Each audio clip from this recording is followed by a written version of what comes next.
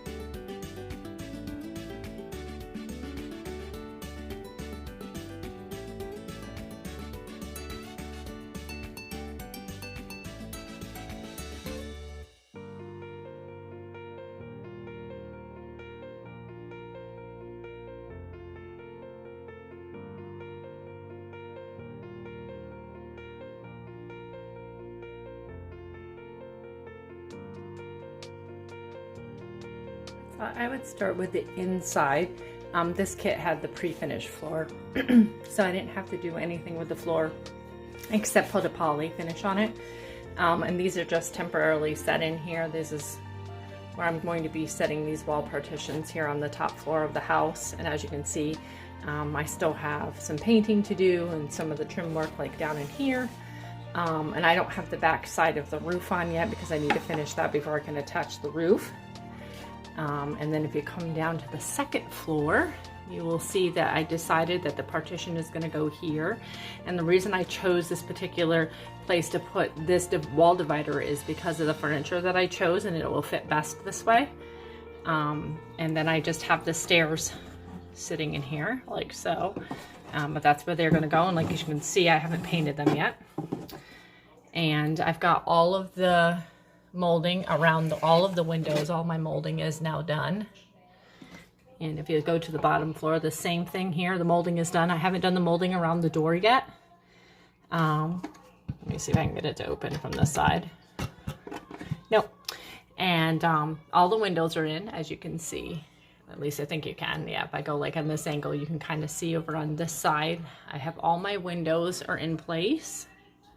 And so I decided this was supposed to be 2 rooms on the bottom, but because of the furniture that I chose for this dollhouse, I wanted it to be an open floor plan on the bottom floor. So I thought that would work best. So let's take a look around the other side. So really excuse my dining room table. It's the only place that I have to work, so it is a hot mess. Okay, so I went ahead and I've already put the porch on. So each one of these pieces had to be put in separately. So as you can see, there's the foundation here on the bottom. This is the porch floor, all of which I painted ahead of time. The same way with all of the railings and the posts, and all of the decorative pieces that go across the top. And as you can see down this side as well, and the railing goes over here. Yeah, so I had to paint each one of those. Same, you know, like with the door, the shutters. The shutters are actually individual pieces along with the window box. So if you take a closer look, you can see like the little window box here. And then of course, all of the detail around the windows. And then the shutters were made by 3 pieces of wood.